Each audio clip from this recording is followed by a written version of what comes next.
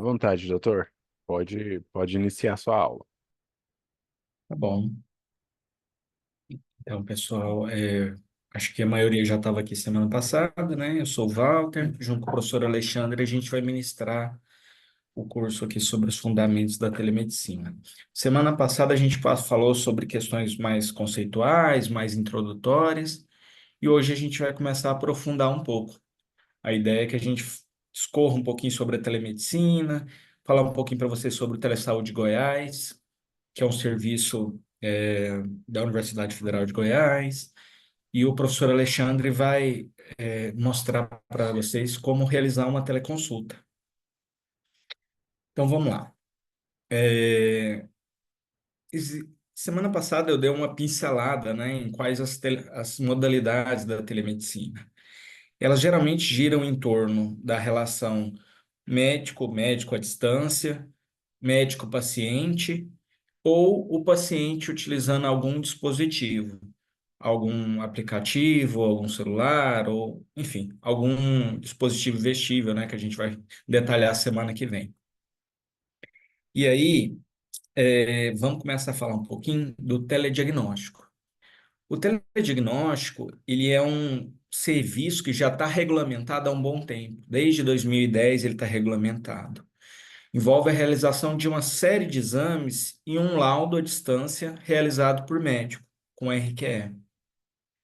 Isso pode envolver, por exemplo, a transmissão de imagem, né, e de arquivos de retinografias, eletrocardiogramas, raio-x, ultrassom, tomografia, ressonância, a espiro, a dermatoscopia, mamografia, eletroencefalo, audiometria.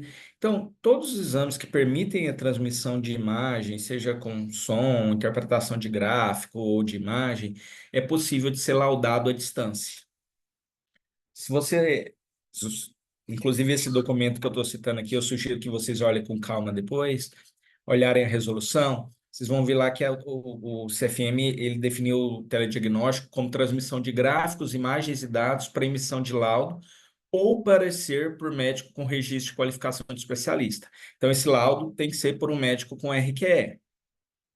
E o serviço onde os exames estão sendo realizados deverão contar com o responsável técnico médico.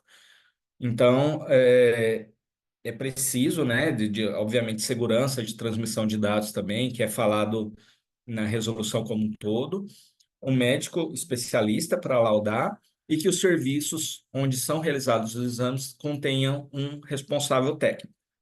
Então, isso é algo que provavelmente vocês estão mais familiarizados, não é tão novidade, né? Então, um médico, um paciente pode fazer uma tomografia aqui, ela ser laudada no Rio Grande do Sul, ou o contrário, enfim. Então, isso já é uma realidade. Aqui, por exemplo, no Telesaúde Goiás, são realizados exames oftalmológicos à distância e as retinografias são laudadas aqui em Goiânia. Então, são serviços que já fazem parte da nossa realidade. Outro serviço e outro termo que é importante que vocês entendam é a teleconsultoria.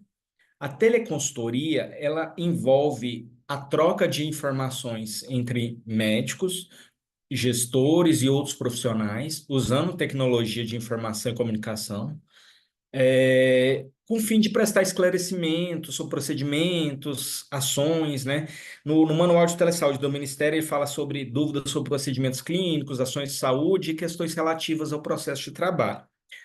Vou exemplificar para vocês. Nós temos dois tipos de teleconsultoria, uma síncrona e uma assíncrona. A teleconsultoria síncrona, ela envolve muitas vezes ligação por telefone e um profissional médico discute com um outro profissional à distância. Eu vou citar um exemplo. Imagina que você está numa unidade básica de saúde ou num ambulatório, atende um paciente com uma lesão dermatológica. Você poderia bater foto dessa lesão, entrar em contato com o serviço, enviar a foto, né, por WhatsApp ou por plataforma e discutir o caso com o dermatologista, né? E o dermatologista daria impressão diagnóstica ou e a proposta de conduta. A gente tinha o 0800 do Telesaúde do Rio Grande do Sul que fazia isso, né, do telefone. Agora ele está só restrito ao Rio Grande do Sul.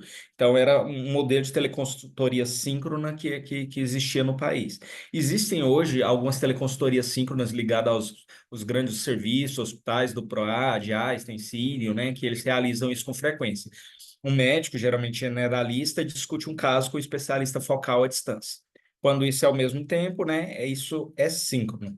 Geralmente, os teleconsultores ficam em baias ou em casa, né, e analisam os dados e a história. Outro modelo é o assíncrono. Aqui, por exemplo, eu coloquei o prontuário que a gente usa no Telesaúde Goiás.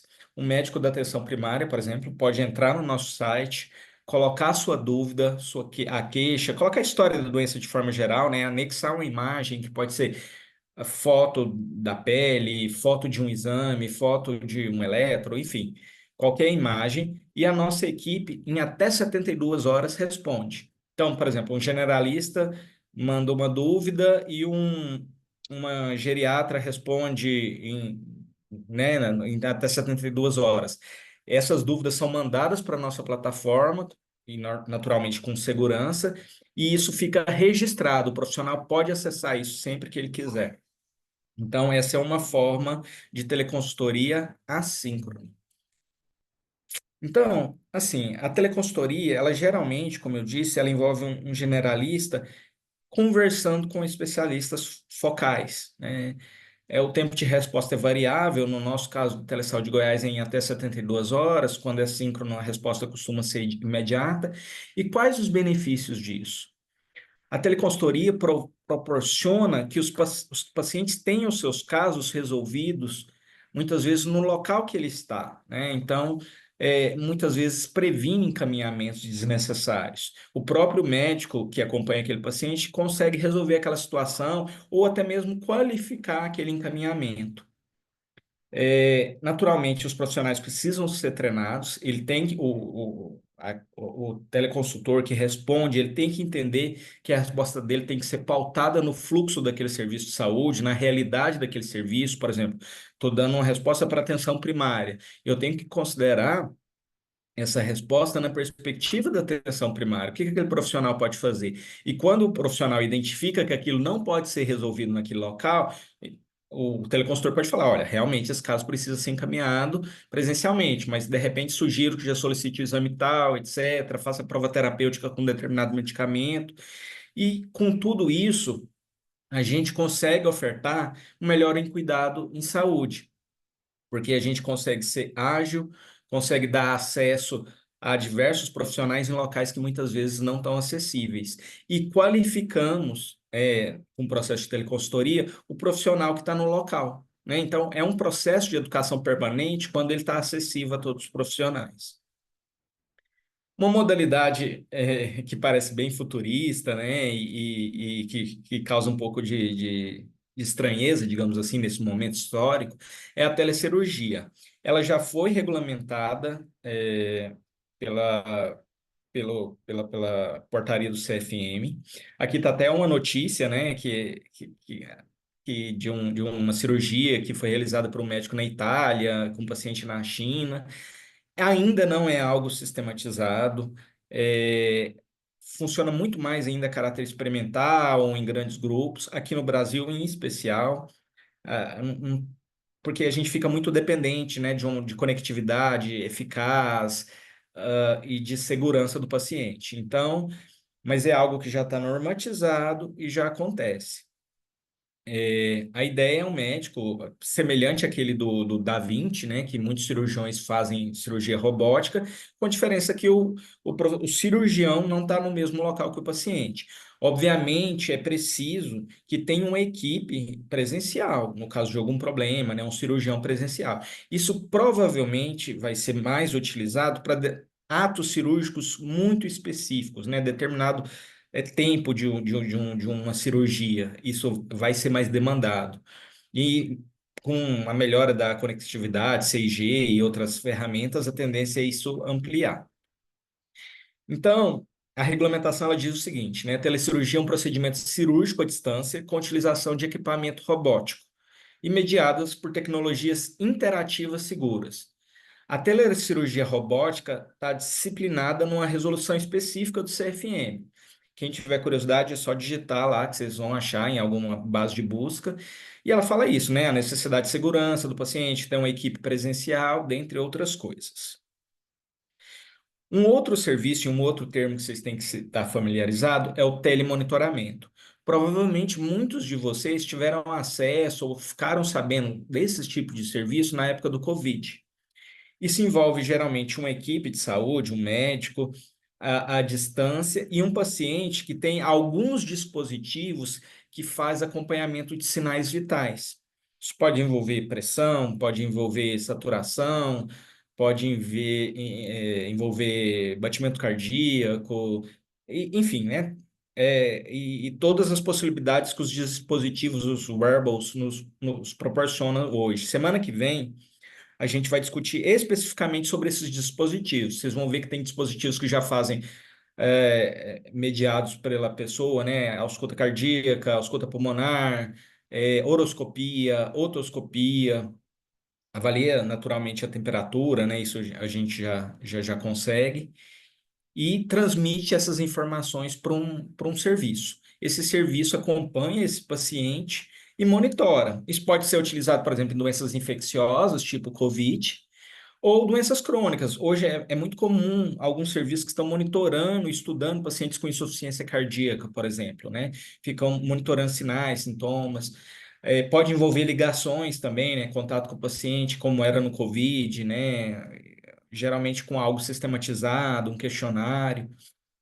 Então, o telemonitoramento é uma ferramenta potente para acompanhar os pacientes.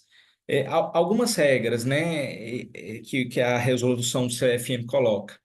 Garantia de segurança, confidencialidade, tanto na transmissão quanto no recebimento. Então, perceba que a gente, tanto eu quanto o Alexandre, está sempre falando nisso, né? Segurança de transmissão de dados, isso é algo muito importante. Responsabilidade técnica.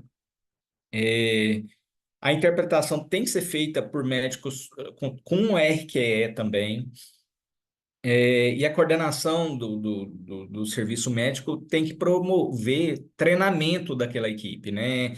Não é tão intuitivo. Assim, na pandemia, muitos serviços, muitas pessoas fizeram isso de forma ainda amadora, né? Não tão sistematizada, porque estava todo mundo aprendendo. Mas para que se execute um serviço, o ideal é que esteja algo sistematizado, tenha algo padronizado, testado, validado, com segurança, né? Então, e outra coisa, os dados de telemonitoramento têm que ser registrados em um prontuário do paciente. Essa é outra informação importante. Aqui é um exemplo, né, do serviço de telemonitoramento. Na época do Covid, o Telesaúde Goiás fez o telemonitoramento de mais de 100 mil pacientes com a Covid-19.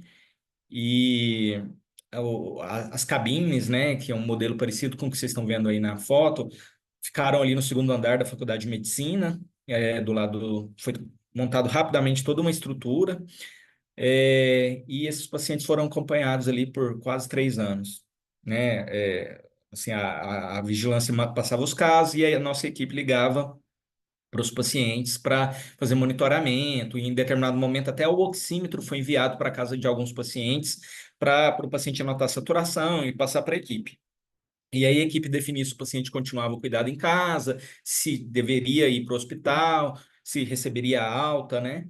Quem quiser aprofundar, a gente publicou esse artigo que eu coloquei aqui, essa aula vai ficar gravada, né? Vocês podem dar uma lida, que lá explica um pouquinho como foi esse serviço na época do Covid, né? Eu acho que foi um aprendizado para todos nós em situações futuras, né? Em que haja necessidade de conter doenças infecciosas. Vocês vão perceber que há uma sobreposição de termos na resolução do CFM em relação à teleinterconsulta. A definição que eles colocam, ela fala de troca de informações e opiniões entre médicos com ou sem a presença do paciente. Então perceba que aqui há uma certa similaridade com teleconsultoria. Mas normalmente a gente chama de teleinterconsulta algo parecido com a foto, um paciente, um médico e outro médico à distância. né? Sendo que o médico assistente responsável pela interconsulta deverá ser obrigatoriamente aquele que está em acompanhamento presencial. Tá? Então, essa é outra modalidade. Sobre a confusão dos termos, a teleinterconsulta, ela envolve geralmente dois médicos. O termo teleconsultoria, ele é mais abrangente, né? Quando não tem o paciente, ele envolve, inclusive, de médicos para gestores. Então, essa seria uma diferença. A teletriagem é uma avaliação de sintomas à distância para definir se o paciente deve ou não procurar o serviço de saúde. Isso é muito comum lá fora. Nos Estados Unidos, a enfermagem faz muito isso, mas também alguns serviços têm médicos que fazem isso, e no Brasil está se popularizando. Mais ou menos como está na foto, né? Um paciente à distância, com celular, com algum dispositivo, e um profissional recebendo esses sinais, preenchendo e definindo se esse paciente deve ou não procurar o serviço de saúde. Existem alguns aplicativos em alguns países, por exemplo, na Holanda, que fazem uma triagem, mas não é isso disso que a gente está descrevendo aqui, eu estou falando a fim de curiosidade, com perguntas-chave para definir se o paciente deve ou não procurar o serviço de saúde. Então, essa é uma tendência cada vez maior. E aí, falar para vocês agora, eu já citei, já ilustrei muita coisa, né? O Telesaúde Goiás, que é o serviço que eu sou diretor médico, o Alexandre é o coordenador geral, e que está desde 2007 aqui em Goiás.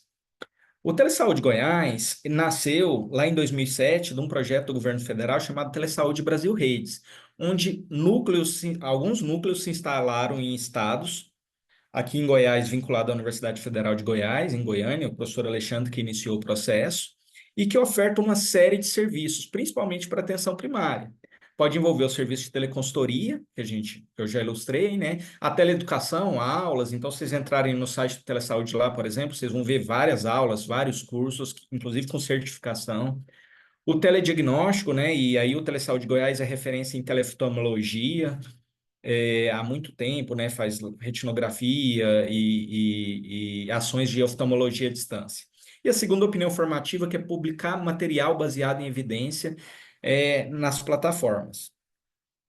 Esse aqui é um folder, né, de tudo que a gente faz, a teleeducação, aulas, etc. A teleassistência e todas as nossas possibilidades. A gente, nesse momento, é principalmente a teleconsultoria e a teleinterconsulta. A segunda opinião formativa, a gente está buscando construir mais material de qualidade, vocês podem procurar no site. O telediagnóstico acontece com a teleoftalmologia e telecardiologia.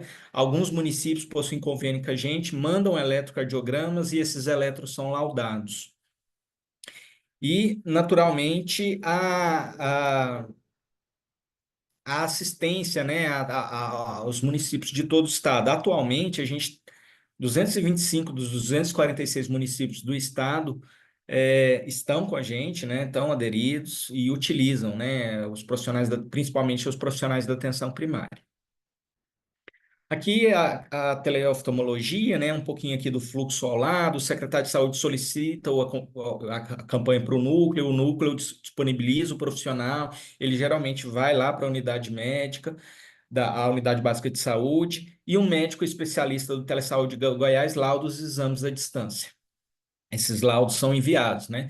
E aí são feitas também rastreamento das principais causas de cegueira, catarata, glaucoma, e a gente também está querendo ampliar e sistematizar o serviço de triagem do escolar e a teleconsulta remota, que é o que o Alexandre vai mostrar um pouquinho aí para vocês também.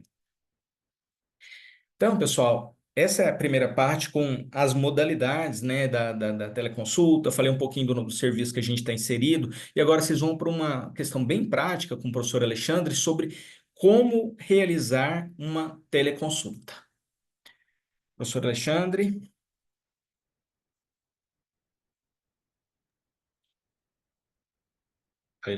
Muito bem.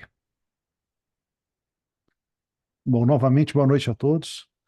É, Vamos conversar um pouquinho sobre teleconsulta. Depois eu vou tentar fazer uma demonstração para vocês. Como a gente usa vários aplicativos e todos eles usam câmeras, vamos ver como é que isso vai sair nessa demo aqui. Mas vamos lá.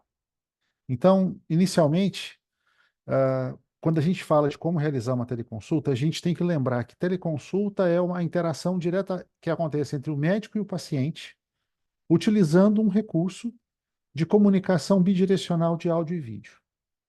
Mas a teleconsulta, ela não é uma videochamada. Muita gente simplifica a teleconsulta como se a teleconsulta fosse só uma videochamada. E, na verdade, ela é muito mais do que isso. E a gente precisa ter isso em mente quando a gente está se dispondo a fazer uma teleconsulta. A teleconsulta ela pode acontecer de várias formas, tá? Eu faço consultoria para vários colegas e vários hospitais que querem fazer teleconsulta, muitos têm receio de fazer consulta online, e muitos não sabem muito bem como entrar nesse universo.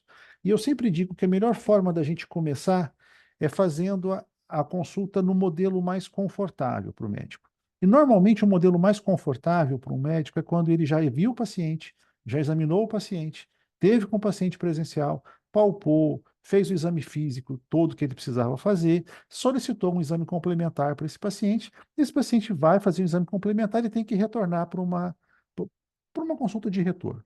E nesse retorno, o médico não vai mais fazer um exame físico no paciente, na maioria dos casos. Ele só vai ver os exames, vai tomar uma conduta, vai fazer a sua hipótese diagnóstica, ou confirmar a sua hipótese diagnóstica, vai tomar uma conduta e depois ele vai ver o paciente depois com o resultado daquilo. Então, esse paciente que vai retornar com o exame é um excelente paciente para você começar a testar o mundo virtual.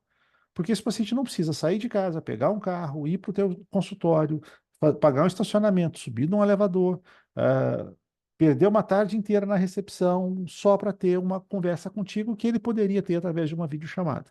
Então, retorno de exames, orientações pré-operatórias, check-ups rápidos de pós-operatório, lógico, não o pós-operatório inteiro, você tem que examinar o paciente fisicamente, mas o retorno de consulta, o acompanhamento de crônicos, isso tudo dá para a gente fazer de uma forma muito fácil por teleconsulta. E a primeira consulta, para muitos é exceção, para outros já pode ser uma regra, e a gente vai ver um pouquinho como é que isso funciona. O que compõe uma teleconsulta? A primeira coisa para a gente fazer uma teleconsulta é fazer uma identificação correta. Então, eu preciso garantir para o paciente que ele está conversando com o médico. Como é que o paciente sabe que quem está do lado de cá é um médico, que tem realmente um CRM, está registrado, e não é um cara que fez medicina em Cochabamba ou em uma outra universidade do Paraguai e ainda não conseguiu ter o seu revalida concluído, não tem autorização para praticar medicina no Brasil? E como é que o médico tem certeza que ele está conversando com o paciente que é quem ele diz ser, e não alguém que está usando a carteirinha do vizinho? Então a gente tem que ter mecanismos de identificação correta desse paciente. Uma vez identificado, aí sim você vai fazer uma comunicação segura. Aí que aqui entra a videochamada. Não é uma videochamada qualquer, não é uma chamada de WhatsApp, não é uma chamada de FaceTime. Eu preciso estar dentro de uma plataforma que me garanta regras de confidencialidade, que não seja facilmente hackeável e que esteja dentro de algumas regras chamadas HIPAA, HIPPA, que são regras norte-americanas, HIPAA compliant, para que a gente possa ter a segurança do que a gente vai conversar com esse paciente. Uma vez eu dentro dessa plataforma com esse paciente foi identificado corretamente, assinou um TCLE, eu estou conversando com ele dentro de uma plataforma segura, tudo que eu conversar com ele tem que ficar registrado num prontuário. Seja um prontuário físico, mas preferencialmente um prontuário eletrônico. Eu posso conversar com o meu paciente por WhatsApp? Pode.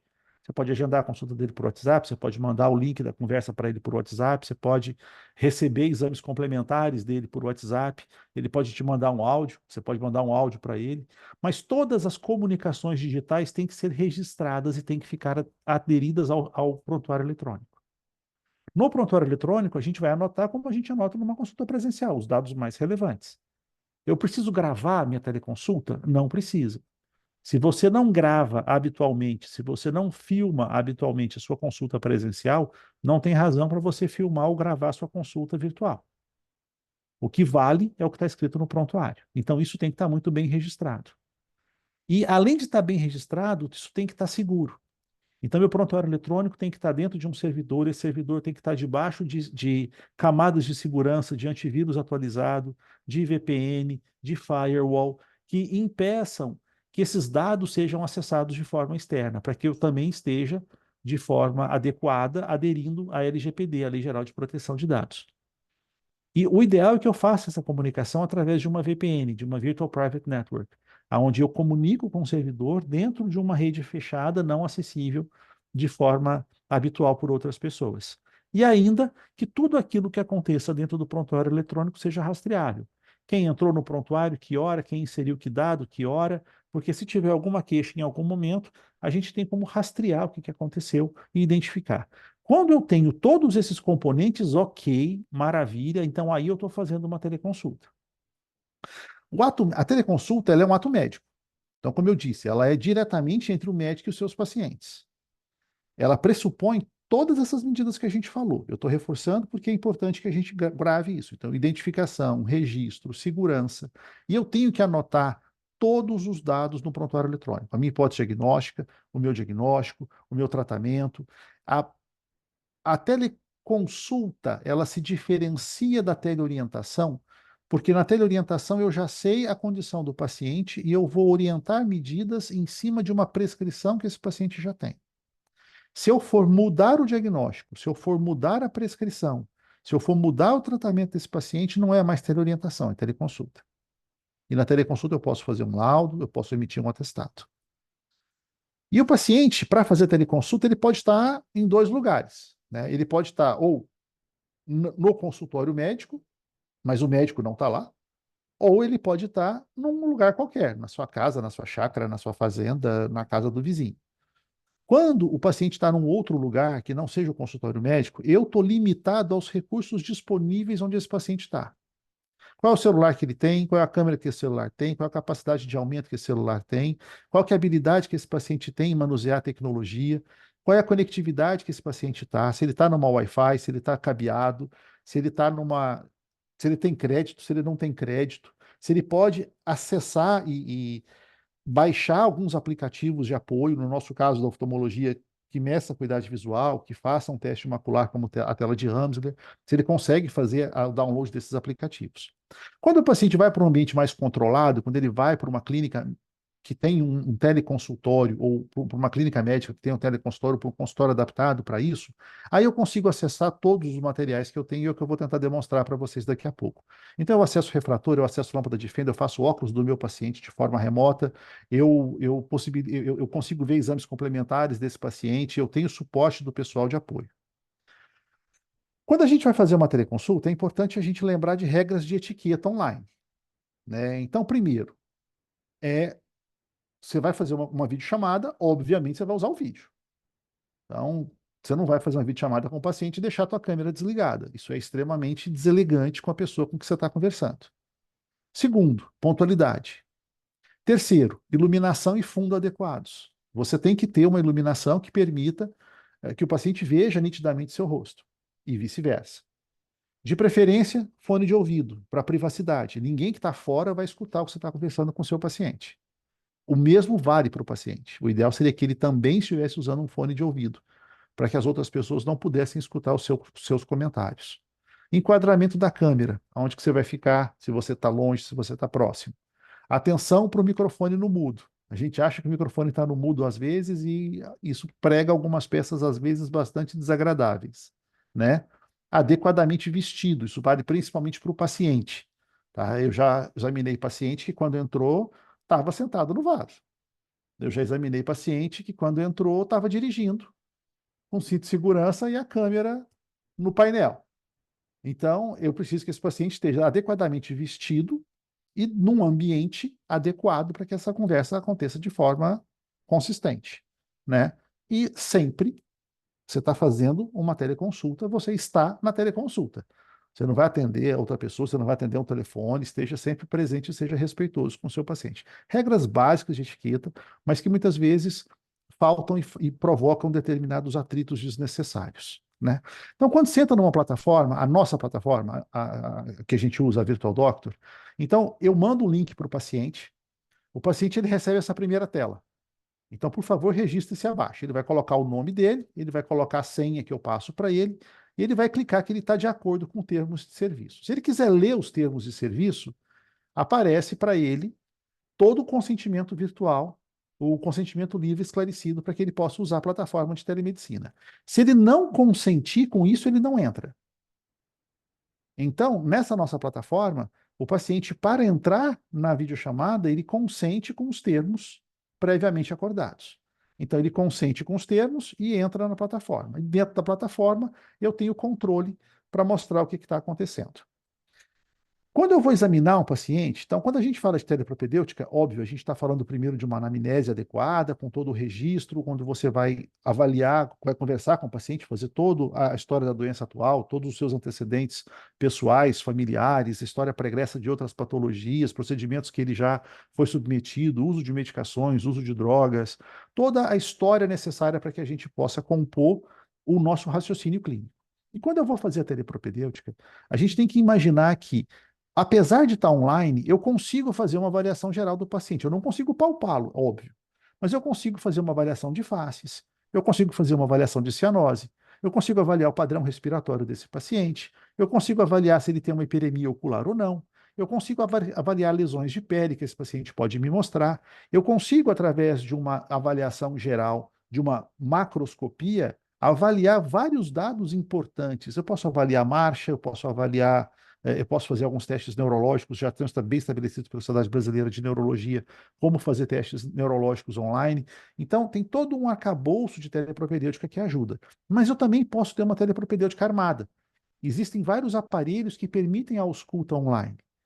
Então, se o paciente estiver num consultório dentro de uma clínica em que eu tenha os equipamentos necessários, se eu tiver um técnico de enfermagem, um enfermeiro, um auxiliar que possa colocar um estetoscópio digital nesse paciente, eu consigo fazer a ausculta desse paciente de forma remota. Eu tenho equipamentos, eu tenho estetoscópios hoje que já fazem, junto com a ausculta, um eletro de uma até de três derivações. Eu consigo fazer uma ectoscopia desse paciente com uma série de câmeras. Existem aparelhos que permitem até a troca de câmeras. Então, eu posso fazer uma dermatoscopia para avaliar de uma forma mais adequada as lesões de pele, se essa for a queixa do paciente ou se essa for a minha especialidade. Eu posso fazer uma oftalmoscopia, seja uma oftalmoscopia da biomicroscopia, seja uma avaliação do fundo de olho desse paciente e receber essas imagens na mesma hora. Eu posso fazer uma otoscopia desse paciente também, se ele tiver no consultório, existem otoscópios digitais que permitem fazer isso, uma horoscopia. Então, a gente consegue armar a telepropedêutica para fazer realmente uma teleconsulta de forma a conseguir fazer isso. Então, deixa eu tentar fazer uma demonstração para vocês. Eu vou abrir uma aba nova aqui no Safari, vou entrar na minha plataforma.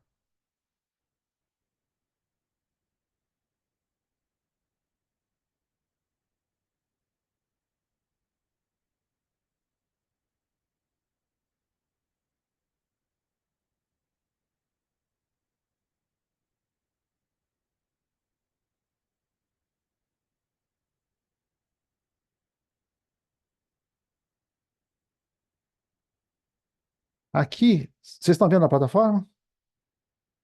Sim. Pronto. Aqui na plataforma, eu estou como médico, então eu tenho acesso a todos os pacientes que estão na fila.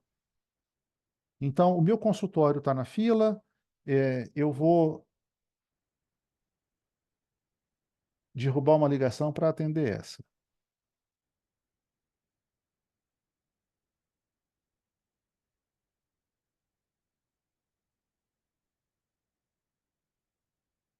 Então, eu consigo chamar os pacientes que estão na fila.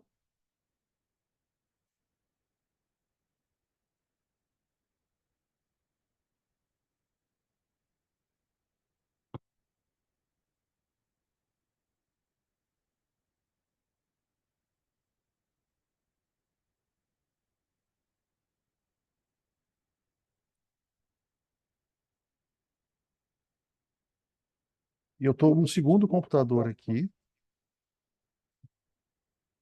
Eu consigo colocar quantos pacientes eu quiser nessa plataforma. Deixa eu pedir para o consultório acessar de novo. Quando a gente faz ao vivo é sempre um pouco mais complicado. Aqui. Então, ele entra, ele acessa, eu vejo que ele está na fila. Eu posso iniciar um chat com ele se eu quiser.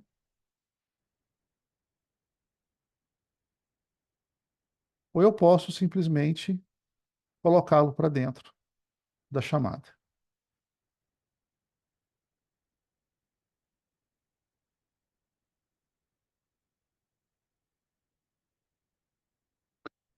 Muito bem. Agora ele está nos ouvindo. A gente tem uma paciente simulada aqui, eu posso estar conversando com ela, fazendo toda a anamnese necessária,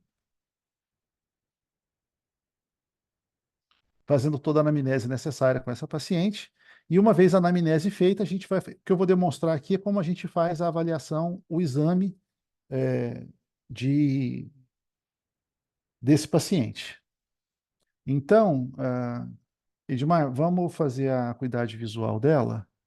Deixa, aliás, não, vamos fazer a acuidade visual dela, deixa eu entrar com a câmera da acuidade, só um minutinho.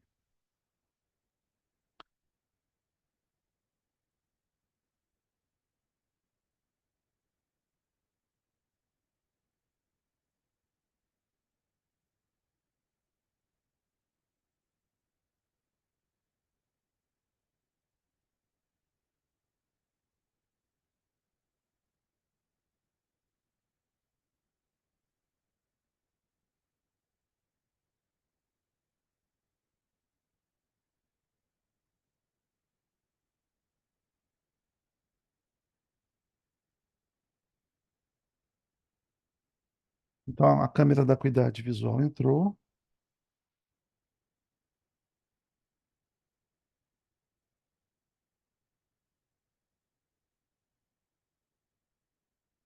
Quando a gente está com tudo montado na hora é mais fácil, mas quando eu tenho que conectar várias câmeras para demonstrar para vocês, acaba ficando um pouquinho mais lento.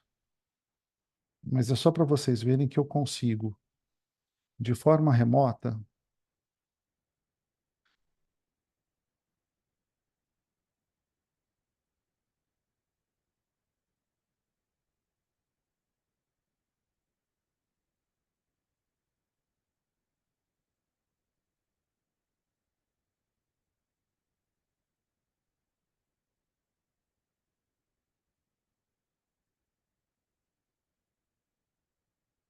aqui eu consigo ver as letras que são passadas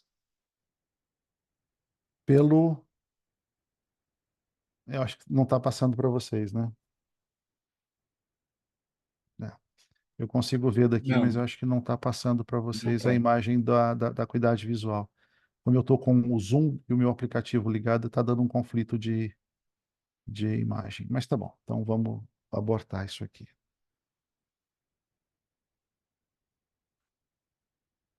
Mas eu consigo ver a acuidade visual que ela está fazendo, então ele conduz o exame de acuidade visual dela, depois ele faz o exame de fundo de olho, faz para mim, Ed, a retinografia dela.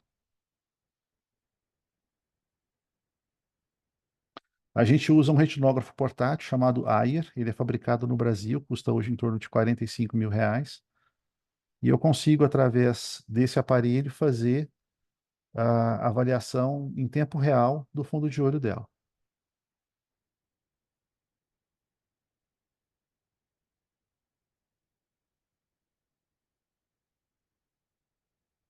Bom, eu consigo ver o que ele está fazendo lá, a imagem que é retirada lá, tanto a foto externa, interna, quanto a foto externa.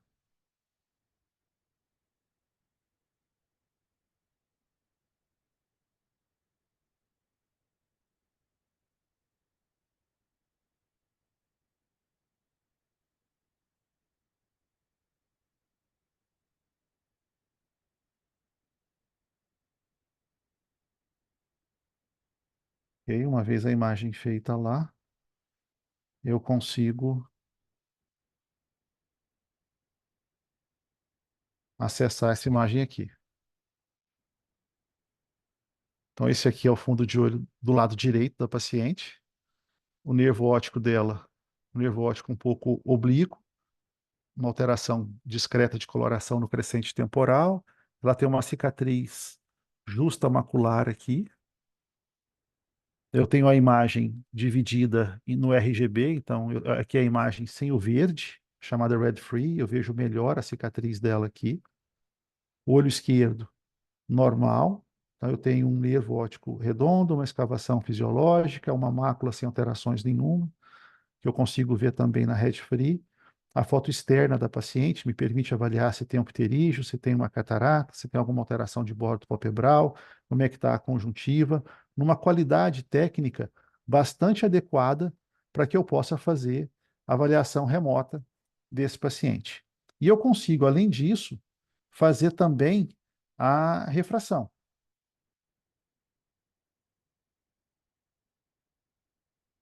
Então, vamos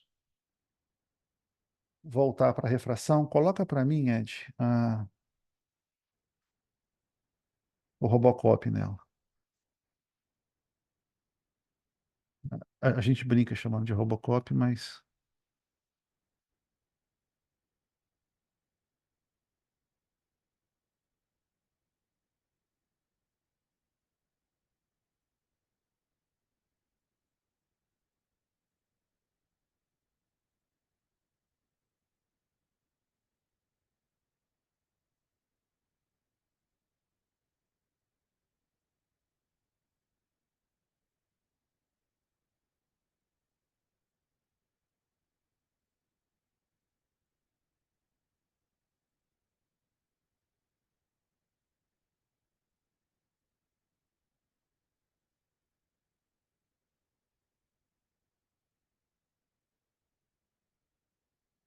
libera o tablet para mim.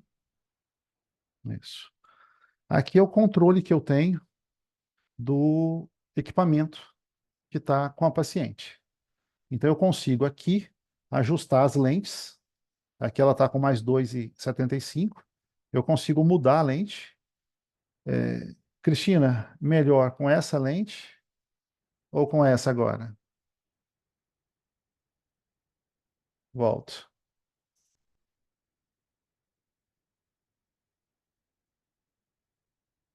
Vocês conseguem ter o áudio dela?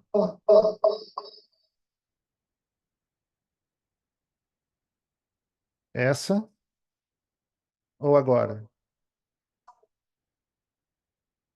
Essa é melhor. Ou esta? Essa aqui.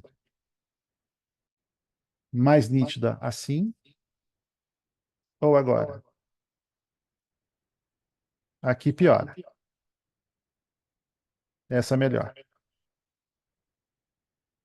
Um ou dois? Um. Perfeito.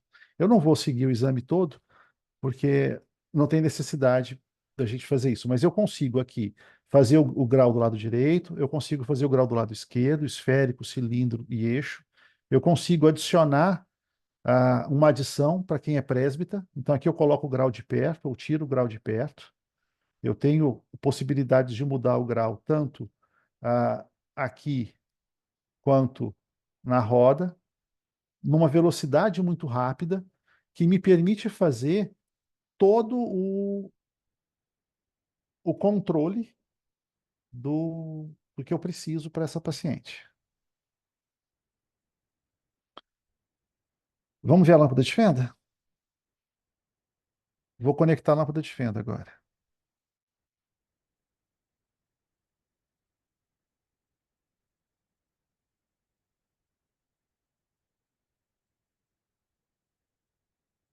Você vai ter que entrar de novo. Não, está entrando. Vamos lá.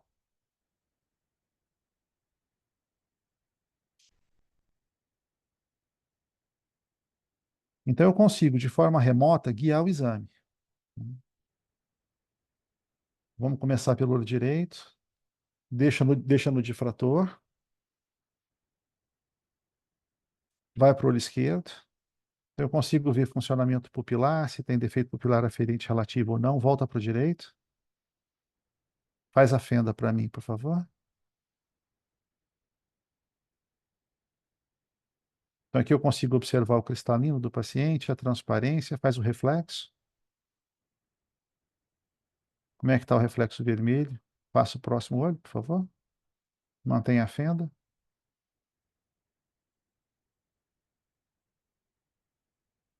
Isso. Então, de novo, consigo avaliar o cristalino. Ver detalhes, fenda para mim, por favor. Eu posso pedir para inverter pálpebra. Não vou fazer isso para não judiar da Cristina. Obrigado. Obrigado, Ed. Obrigado, Cris. Boa noite para vocês. Desculpa segurar até esse horário. Então, a gente consegue. Eu vou encerrar aqui com eles. Vou voltar para a nossa aula. E o recado final que fica é esse.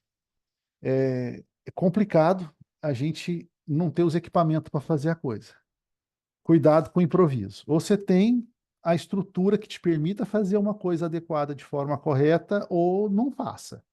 Porque se for para improvisar, não vai dar certo. Obrigado.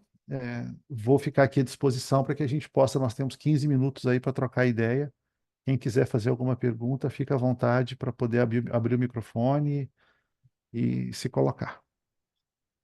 Alexandre, só reforçar com o pessoal, né, que a prescrição de receitas, a prescrição, a solicitação de exames, elas têm que estar com uma certificação, né? Eu tenho que ter uma assinatura digital, reforçando o improviso, né? Eu costumo ver algumas pessoas falando assim, eu vou bater foto da receita e mandar. Isso não pode. Você tem que usar uma plataforma de prescrição eletrônica.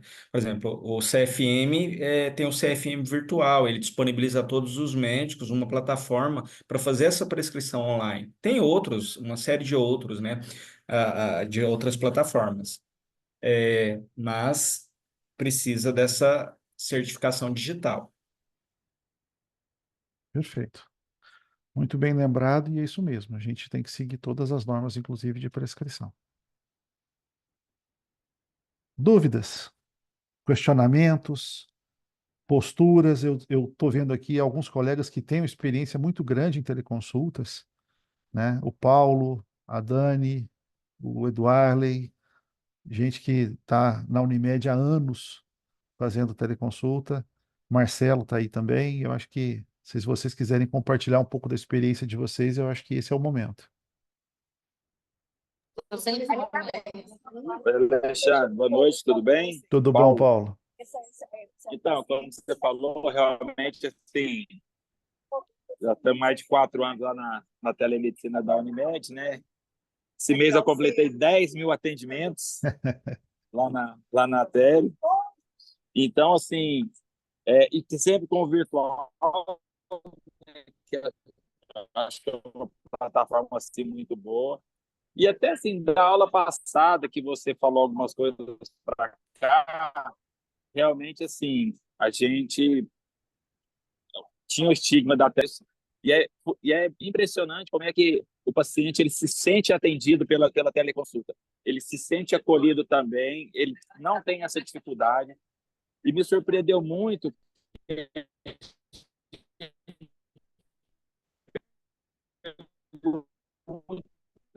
pessoas de mais idade, que a gente achou que talvez pudesse ter uma certa dificuldade, e não teve essa dificuldade.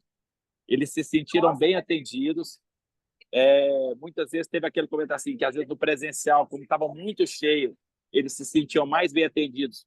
Até muito boa, a gente tem assim resultados muito bons e, e depois passando para consultório, a gente começa a ter uma aceitação. E essa questão que você falou do retorno, que a gente tira do consultório, é um negócio fantástico. Imagina eu que tenho um paciente com deficiência auditiva que só vai precisar fazer uma audiometria e voltar para mim só para mostrar essa audiometria para me indicar um aparelho auditivo. É um idoso que precisa de companhia, que tem dificuldade de locomoção, que tem que achar um lugar para estacionar.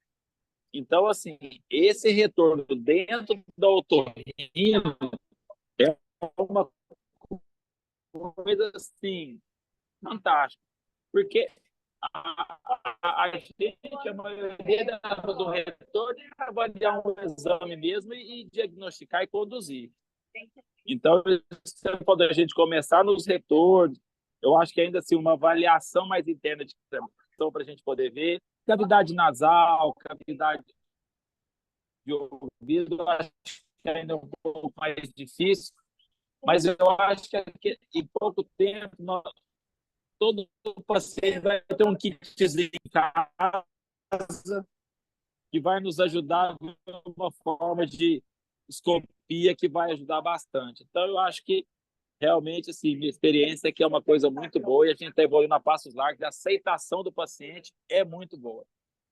Que bom, Paulo, que bom ouvir isso, né? Você está falando aí, você fez 10 mil consultas. É, a gente tem realmente hoje colegas com uma experiência marcante mesmo, sabe? É, é muito interessante isso. Não sei se a Dani, se o Eduardo querem comentar alguma coisa. Eu vou puxar aqui, deixa eu puxar aqui para mostrar para vocês. Aqui, achei. Deixa eu compartilhar minha tela. Esse aqui são números do Virtual Doctor que eu estou olhando agora, tá? Então, ó, esse mês de outubro já foram 293 consultas. Nós estamos no dia 3, tá? Então, nós estamos quase com 100 consultas por dia. No mês passado, em setembro, foram 2.872. Agosto, 2.800. Abril, 4.100. O mês que mais teve consulta foi janeiro de 22. Foram 10 mil consultas. Esse mês, essas 293 consultas geraram 2.706 minutos de interação. Isso dá mais ou menos 9 minutos e 14 para cada conversa. Para vocês terem uma noção de quanto leva uma teleconsulta em média, tá? Nós estamos até agora com 1.863.792 minutos de conversa. 236.500 pessoas atendidas aqui no Virtual Doctor. Então, assim, são números expressivos. A gente tem hoje, não dá para negar que a telemedicina é uma realidade que se impõe. Agora, como é que a gente vai lidar com ela? Como é que a gente vai fazer isso de forma ética? Como é que a gente vai fazer isso de uma forma correta? Como é que a gente vai fazer isso de forma segura, tanto para que nós tenhamos segurança do que nós estamos fazendo, quanto para que nós possamos levar segurança para os nossos pacientes? Aí é que está o, o X da questão. Tá sem fone, Alexandre, Dani, tá tranquilo. a Beatriz colocou a questão do generalista ou do especialista não focal.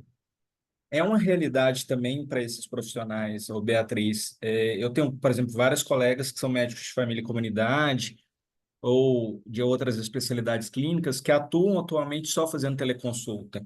E sim, o Alexandre mostrou dispositivos muito específicos, né, que a oftalmologia pode usar, mas mesmo o generalista, ele tem dispositivos que podem utilizar. Existem planos de saúde, serviços de saúde que estão disponibilizando para o paciente, ou mesmo alguns pacientes já estão adquirindo alguns dispositivos que a gente vai mostrar semana que vem, que permitem um exame detalhado. Tem dispositivos aí, como eu falei lá atrás, por exemplo, uma criança, a mãe do paciente pode fazer horoscopia, otoscopia, ausculta cardíaca, ausculta pulmonar, né? Quem quiser já tiver curiosidade de olhar, tem um dispositivo que chama Title Care. Ele não é um preço absurdo, já está disponível no Brasil e alguns planos de saúde já estão adquirindo. O Alexandre colocou o nome aí para vocês. Então, não é só do especialista focal, né? O generalista, eu diria até mais que o especialista focal, tem uma possibilidade enorme aí de utilizar a teleconsulta no seu dia a dia. Um relato pessoal. Assim, quando começou a pandemia, lá em 2020, eu, como eu estudo telemedicina há muitos anos, eu já tinha um monte de brinquedinho que dava para poder tentar fazer algumas coisas. E eu consegui migrar meu consultório para online integral. E à medida que você vai fazendo isso, assim, a gente não perde o feeling. Você continua tendo o feeling do paciente a partir da fala dele, a partir da face dele, a partir de tudo. Então, Beatriz, a gente fica muito receoso da ausência do toque num primeiro momento, mas você vai notar que é óbvio que tem queixas que não tem como você não tocar o paciente. Mas o feeling nosso, ele fica até um pouco mais apurado, porque quando a gente está com fone de ouvido, a gente está isolado do resto. Então, a gente está efetivamente, de verdade, na história daquele paciente. E isso faz uma diferença brutal, sabe? Eu te diria que eu devo ter pedido hoje, no máximo, para 3, 4% dos meus pacientes virem presencialmente, porque eu não consegui fazer, com os recursos que eu tenho hoje, uma avaliação que me dava segurança para tomar uma conduta. Então, é um número muito pequeno de pacientes, e assim, eles vêm de boa, eles ficam felizes de ver que existe o cuidado, fala, não, ele não estava seguro, deixa eu ir lá para ele ver mais alguma coisinha. Então, assim, é muito interessante. Eu convido todos que tiverem oportunidade a mergulhar nesse universo. Lá na Faculdade de Medicina da Federal de Goiás, a gente tem um núcleo de telemedicina e telesaúde. Quem quiser ir lá, ver como é que funciona, ah, acompanhar o trabalho, vocês são mais do que bem-vindos. Já são 8h25, nós temos 5 minutos ainda. Se alguém tiver alguma dúvida, a Beatriz colocou alguma coisa aqui. Maravilha. O Walter vai trazer uns brinquedinhos para você ver. Tarefa de casa para ele.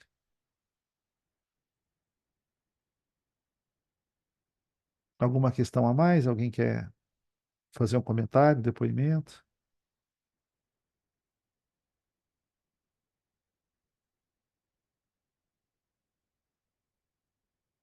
Muito bem. É, ficamos aqui então.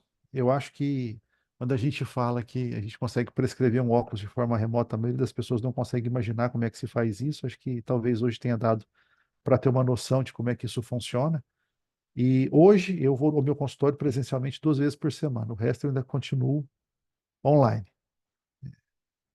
Os pacientes acham que eu estou com medo da Covid, mas eu estou preferindo trabalhar de bermuda. Mas é isso. Obrigado, gente. Boa noite para todos vocês e até a semana que vem, se Deus quiser. Até a próxima, pessoal. Semana que vem a gente vai falar dos dispositivos, de inteligência artificial e de outros assuntos aí. Vai dar um passinho a mais. Até semana que vem. Tchau, tchau, boa noite.